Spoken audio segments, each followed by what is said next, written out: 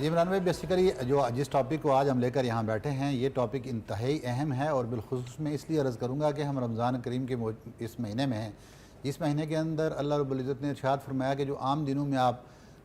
ادا کرتے ہیں فرائض، اگر رمضان میں نوافل ادا کریں تو وہ ان کی طرح کہ ان کا ثواب ہوگا، یعنی اتنا عبادات کا ثواب درجات بڑھ جاتا ہے۔ لیکن میں یہاں عرض یہ کروں گا کہ ٹاپک آپ کا اتنی اہمیت کا حامل ہے کہ اگر کوئی شخص اپنے ماں باپ کے ساتھ نافرمان ہے یا ان کے ساتھ ایسی گفتگو کر سکتا ہے یا ان کے آگے سے باڈی لینگویج کے ساتھ یوں محسوس کرواتا ہے جیسے ماں باپ کی بڑھاپے کے اندر وہ بات یا جوانی میں جیسے بھی وہ بات اس کے اوپر ناگوار گزری ہے، تو ایسے شخص کی تمام طرح کی عبادات رد کر دی جاتی ہیں۔ تو اس لیے ہم رمضان میں جب ہیں اور پھر ابھی کیونکہ یہ طاق راتیں بھی ہمارے پاس آ رہی ہیں، آخری عشرہ بھی ہے اور یہ نجات کا عشرہ ہے جہنم کی آگ سے خلاصی پانے کا، لہٰذا اس ٹاپک کے ریلیٹڈ یہ چیز ہے، کیونکہ جب تک ہم اپنے ماں باپ کے حقوق کو سمجھ کر اور ان کے احترام کو سمجھ کر کام نہیں کریں گے اس وقت تک ہماری عبادات کا کوئی فائدہ نہیں ہے۔ اب عبادت کا مستحق صرف اور صرف رب تعالیٰ کی ذات ہے، لیکن اللہ رب العزت نے عبادت کے ساتھ ساتھ جہاں فرمایا وَقَضَىٰ رَبُّكَ أَلَّا تَعْبُدُوا إِلَّا إِيَّاهُ کہ آپ کے رب کا یہ فیصلہ ہے کہ آپ نے رب کے علاوہ کسی اور کی عبادت نہیں کرنی،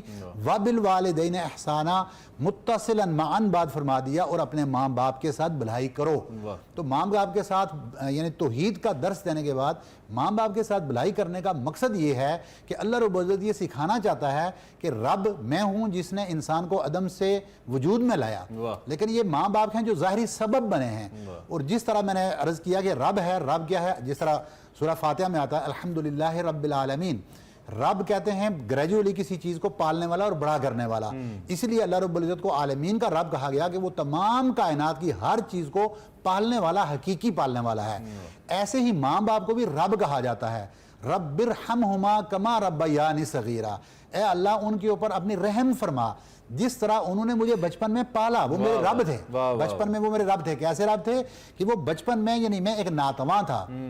ایک خون کا لوتھڑا تھا اور میرے اندر کوئی سکت نہیں تھی، میرے ماں باپ تھے جنہوں نے مجھے گرمی سردی سے محفوظ کیا، مجھے خوراک کا بندوبست کیا، مجھے پاک اور صاف رکھا، یہاں تک کہ میں ایک توانا شخص بن گیا۔ اور یہاں تک بھی ہے کہ پھر انہی اشخاص میں سے کچھ لوگ آ کر نعوذ باللہ کوئی خدائی کا دعویٰ کر بیٹھتا ہے، کوئی نبوت کا دعویٰ کر بیٹھتا ہے، لیکن ان کو یہ پتہ نہیں ہوتا کہ ان کے پیچھے جو ماں باپ ہیں، ماں باپ نے یہ بنیاد ڈالی تھی انسان کی اس کو بڑا کرنے کی۔ آج آ کر اگر کوئی بہت بڑا سرمایہ دار بن جاتا ہے، کوئی بہت بڑا پروفیسر بن جاتا ہے، کوئی بہت بڑا اینکر بن جاتا ہے، کوئی دنیا کے اندر اور کوئی کام کرتا ہے، تو اس کا مطلب یہ ہے کہ اس کے پیچھے وہ اتنا ناتواں شخص ہے، اس کے ماں باپ کا کردار ہے۔ لہٰذا کسی بھی لیول کے فلا تقل لہما اف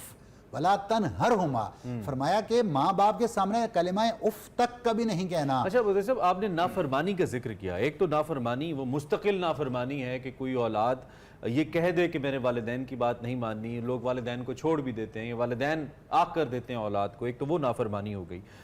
ایک عمومی زندگی میں ہمارے کچھ واقعات چلتے رہتے ہیں کہ اکثر ہم جیسے پڑھائی کے معاملے پہ میں نے یہ ڈگری نہیں کرنی، یہ کرنی ہے، شادی کے معاملے پہ میں نے یہاں شادی نہیں کرنی، یہاں کرنی ہے، ایک یہ بھی سلسلہ چلتا رہتا ہے، اور اس میں بھی ڈفرینس آف اوپینین رہتا ہے۔ کیا اس ڈفرینس آف اوپینین کو بھی نافرمانی کے زمرے میں اسلام لے کے جاتا ہے یا نہیں، اس کی اجازت سمہاؤ ہے اولاد؟ جی سر، میں عرض کر دیتا ہوں، بیسیکلی نا اللہ رب العزت نے اس آیت کریمہ کے اندر بھی بچوں کو اپنے والدین کے ساتھ مخاطب ہونے کا طریقہ سکھایا، اور اس کے اوپر اگر تشریح جب اس کی میں آ جائیں تو امام علی رضی اللہ عنہ فرماتے ہیں کہ اگر کلمہ اف سے کم بھی کوئی ہوتا تو اللہ رب العزت وہ بھی فرماتے نافرمانی میں شمار کرتے ہیں۔ اسی کے مطابق جب ایک اور صحابہ کرام تھے، انہوں نے بیان کیا کہ ان کے سامنے اپنے کپڑوں کی گرد نہ جھاڑو، آپ کے کپڑوں کے اوپر گرد ہے تو یہ ماں باپ کے سامنے یہ گرد نہ جھاڑیں کہ یہ ان کے کپڑوں پہ پڑ جائے تو یہ بھی نافرمانی کے زمرے میں آئے گا۔ اب اتنی لطافت کے ساتھ اور اتنی باریکی کے ساتھ جب جا کر یہ انداز تخاطب اور ڈیلنگ کا انداز ہمیں سکھا دیا گیا۔ اب جو آپ بات کر رہے ہیں کہ کوئی اس طرح کا معاملہ پیش آئے تو یہ جو بھی اختلاف رائے ہے آپ رکھ سکتے ہیں، لیکن احترام کے دائرہ میں رہتے ہوئے، اس سے باہر جا کر نہیں۔ آپ اپنی بات کو فار ایگزامپل اگر کسی کے ماں باپ وہ اتنے پڑھے لکھے اور اتنے معاشرے کے اندر چیزوں کے اوپر اتنی دسترس نہیں ہوتی ان کی، اور آپ یہ سمجھتے ہیں کہ شاید آپ ان سے بہت آگے ہیں اور آپ اپنی بات کو بہتر طریقے سے سمجھ سکتے ہیں اپنے معاملے کو، تو آپ کو کسی احسن انداز میں یہ بات ان کو سمجھانی ہوگی، نہ کہ کسی تلخی کے انداز میں۔ جب آپ تلخی کے انداز پہ چلے جائیں گے تو ماں باپ تو بے شک آپ کی بات کے ساتھ اس وقت چاروں نہ چار راضی ہو جائیں گے کیونکہ آپ بچے ہیں، لیکن جب آپ پریکٹیکل اس معاملے میں جائیں گے تو آپ کو اس کا فائدہ نہیں ہوگا۔ اس کی مثال میں یہ دیتا ہوں کہ پریکٹیکلی وہ لوگ جو اپنی مرضی کی شادی کرتے ہیں جس میں ماں باپ کی رضا شامل نہیں ہوتی، میجورٹی جو ہم نے اپنے تجربے سے دیکھا کہ وہ لوگ ناکام ہوئے ہیں، وہ کامیاب نہیں ہو سکے، اور اس کے پیچھے وجہ صرف یہی ہوتی ہے، نمبر 1 ماں باپ کے تجربات، نمبر 2 ماں باپ کی دعا۔ تو ماں باپ کی دعا سب سے بڑی چیز ہے، اس لیے کہ آپ نے وہ حضور نبی اکرم صلی اللہ علیہ وآلہ وسلم کی وہ حدیث پاک آپ نے سنی ہوگی جس میں آپ نے بنی اسرائیل کے 3 اشخاص کا ایک واقعہ سنایا کہ وہ 3 جب غار میں پھنس گئے تو اس میں 2 چیزیں آ جائیں گی کہ ایک ماں باپ کا ادب کتنا ہے اور ایک مصیبتوں میں ہم نے خلاصی کیسے حاصل کرنی ہے، چھٹکارا کیسے پانا ہے۔ تو فرمایا کہ ان میں سے وہ شخصوں کو جو چھٹکارا ملا، ایک نے جو دعا کی تھی وہ کیا تھا کہ میں رات کو جب گھر آتا تھا بکریاں دھو کر ان کا دودھ سب سے پہلے اپنے ماں باپ کو پیش کرتا تھا، پھر اپنی اولاد کو دیتا تھا۔ ایک رات میں لیٹ ہو گیا تو میں نے اپنے ماں باپ سو گئے تھے، ان کے انتظار میں اپنی اولاد کو کھلایا پلایا نہیں، وہ بھوکے رہے، میرے ماں باپ سوئے تھے، میں نے ان کی نیند کے خلل کے ڈر کے پیش نظر ان کو جگایا بھی نہیں، ساتھ کھڑا رہا کہ جس وقت اٹھ جائیں تاکہ میں فوری پیش کر دوں۔ اے اللہ اگر میرا یہ کام درست تھا تو تم مجھے اس مشکل سے نجات دلا۔ آپ علیہ السلام کے فرمان کے مطابق کہ چٹان کے آگے سے وہ پتھر ہٹ گیا،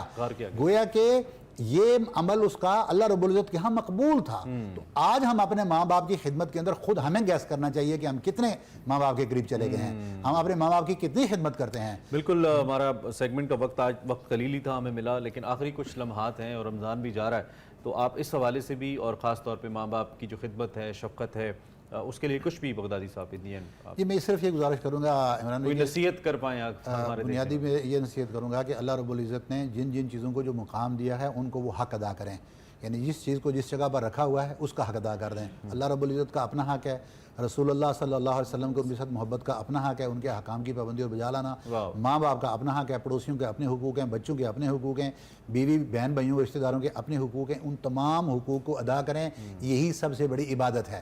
آپ فرائض کو چھوڑ کر نفلی عبادات کے پیچھے مت بھاگیں، جو آتا ہے کہ 27ویں آ گئی ہے، شب قدر آ گئی ہے، پوری رات بیٹھ کے عبادت کریں گے، باقی دنیا میں جو مرضی ہمارے سے ہوتا رہے ہم کرتے رہیں گے، جب تک آپ فرائض کو اللہ کا حکم سمجھ کر اس کے تابعداری اور رضا کے ساتھ پورا نہیں کریں گے، اس وقت تک آپ کی نوافل نمازوں کا کیا بات ہے، بہت